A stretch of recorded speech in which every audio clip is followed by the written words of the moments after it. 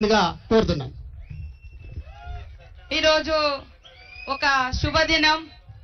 భూమికి రైతుకు ఉండే అనుబంధం, తల్లితో బిడ్డకుండే అనుబంధమే రైతుకు భూమితో ఉండేటువంటి అనుబంధం.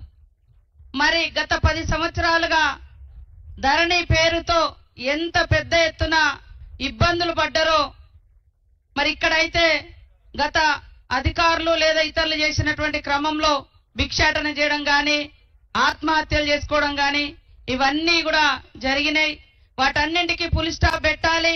ఒరిజినల్ గా ఎవరైతే కాస్తులో ఉన్నారో, ఓనర్ ఎవరైతే ఉన్నారో వారికే హక్కులు కల్పించాలన్నటువంటి లక్ష్యంతో, ఎవరికైతే చెందుతుందో భూమి వారికే చెందాలన్నటువంటి ఒక చిత్తశుద్ధితో మన ముఖ్యమంత్రి గారు, సీఎం రేవంత్ రెడ్డి గారు, పెద్దలు గౌరవనీయులు, మన ఇన్ఛార్జ్ మంత్రి, రెవెన్యూ శాఖ మంత్రి, మనకు పెద్ద ఎత్తున ఇండ్లు ఇస్తున్నటువంటి మంత్రి మా సోదరుడు సీనన్న గారు, పొంగులేటి సీనన్న గారు, ఈ యొక్క మరి భూభారతిని మన రాష్ట్రంలో 4 ప్రాంతాలు సెలెక్ట్ చేస్తే, 4 మండలాలు సెలెక్షన్ చేస్తే 4 ములుగు జిల్లాలోని వెంకటాపూర్ మండలాన్ని పైలట్ ప్రాజెక్ట్ గా సెలెక్ట్ చేసినందుకు వారికి ప్రత్యేకంగా ధన్యవాదాలు తెలియజేస్తా ఉన్నాను.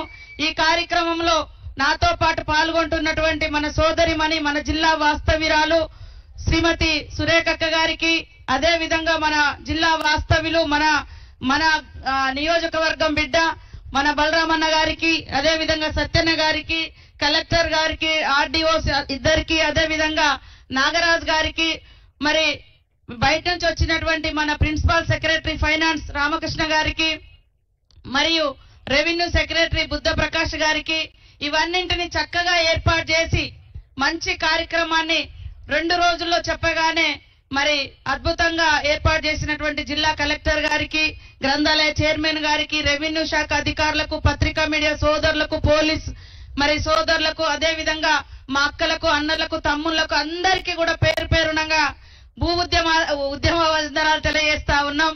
ఇంతకు ముందే చెప్పిన భూమి అనేది మరి ఒక ఆదాయం, ఒక ఆత్మగౌరవం, ఒక బలం. భూమి ఉంటే మన దగ్గర ఎవరైనా అప్పిస్తారు. భూమి ఉంటే మనం పంట ఎంతైనా తీసుకోవచ్చు. ఇవాళ ఆ పంట వస్తుంటే మరి రైతుకు 500 బోనస్ ఇస్తున్నాం. అదే బోనస్ ద్వారా కొన్న వడ్లను ఇవాళ బియ్యం పట్టించి పేదింటి బిడ్డలు ఒక్కరి పేరు మీద 6 కిలోలు ఇస్తే మినిమం ఒక్క మనిషికి 300 రూపాయలు సన్న బియ్యం మీరు బయట పెట్టి కొనుక్కుంటే ఈ రోజు ఫ్రీగా మన ప్రభుత్వం ఇస్తుంది. ఇట్లా భూమి అనేక రకాలుగా మనకొక మరి ధైర్యం. కాబట్టి ఈ ధైర్యాన్ని ధరణి పేరుతో గత 10 సంవత్సరాలలో దగా చేయడం జరిగింది.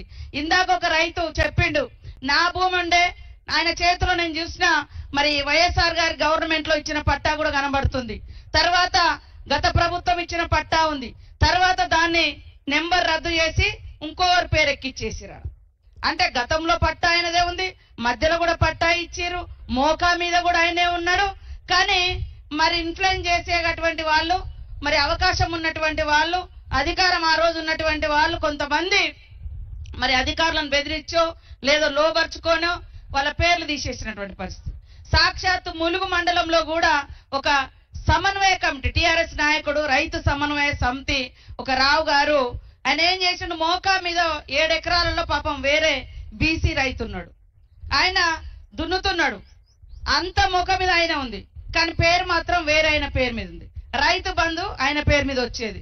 మేము ప్రెస్ కూడా ఇచ్చినాం, ఏందా ఇది న్యాయమా అంటే, నేనేం ఎక్కించుకోలే, రైతు బంధు నాకు వస్తుంది, నేనేం చేయాలి, మోక మీద మీరు ఉన్నారు, పంట మీకు వస్తుంది అంటే. ఇంత పచ్చిగా కూడా మరి వాళ్ళు గతంలో అసలు ఆ భూమి కనపడకున్నా, భూమి ఉంటే వేరే వాళ్ళది ఆక్రమించుకోవడం, పాపం అరగోస పెట్టినటువంటి దాఖలాలు కనబడ్డాయి.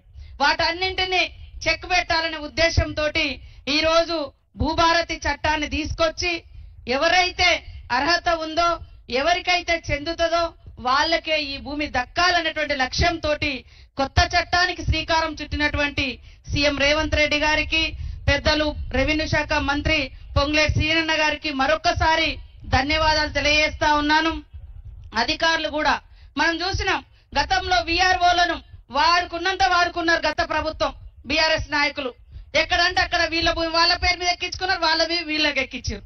తర్వాత లాస్ట్కి ఏం చేసిర్రు, వాళ్ళే దొంగలు, అధికారుల దొంగలని వాళ్ళని తీసేసారు. మొత్తం ఎక్కింది ఏమో వాళ్ళ భూములు, వాళ్ళ పేర్ల వేరే వాళ్ళ భూములు వాళ్ళ పేర్ల మీద ఎక్కించుకున్నారు, వాడుకున్నారు, అధికారులను వాడుకొని ఎక్కించుకున్నారు. తర్వాత అధికారులను దొంగలని చెప్పారు. కాబట్టి దయచేసి అధికారులు కూడా, ప్రభుత్వం ఒక మంచి లక్ష్యంతో ఈ చట్టాన్ని తీసుకొస్తుంది కాబట్టి తీసుకొచ్చింది. న్యాయంగా ఎవరికి దక్కాలో అవసరమైతే 100 మంది ఆ ఊరోళ్లను, ఆ చుట్టుపక్కల కాస్తుదారులను తీసుకొచ్చి కూడా వాళ్ళ ముంగట సాక్ష్యాలు తీసుకొని ఇది నిజమా కాదా అని కూడా మనము విచారణ చేయాలి. కాబట్టి ఈ రోజు మిగతా విషయాలన్నీ కూడా పెద్దలు సీనన్న గారు, సురేఖక్క గారు మాట్లాడతారు. ఇక్కడ వచ్చినటువంటి మా అక్కలకు అందరు తెలుసు, ఈ ప్రభుత్వం పేదల ప్రభుత్వం, పేదల కోసం పనిచేస్తుంది. మేము ఏమేం పేదల కోసం తీసుకొచ్చినామంటే, మరి ఎర్ర బస్ ఎక్కేది పేదలే, పేదింటి ఆడబిడ్డలకు బస్ ఫ్రీ పెడితే వ్యతిరేకిస్తున్నారు బీఆర్ఎస్ వాళ్ళు. పేదింటి బిడ్డలు కూడా సన్న బియ్యం తినాలని సన్న బియ్యం పంపిణీ చేస్తే వాళ్ళు కళ్ళలో నిప్పులు పోసుకుంటున్నారు. పేదింటి గుడిసెళ్లలో ఉచితంగా ఇళ్లలో కరెంట్ ఇస్తే అది తప్పంటారు. మరి రాష్ట్రంలో దేశంలో ఎక్కడ లేని విధంగా 500 గ్యాస్ కనెక్షన్ ఇస్తున్నాం, గ్యాస్ సిలిండర్ ఇస్తున్నాం, అది కూడా తట్టుకోలేకపోతున్నారు.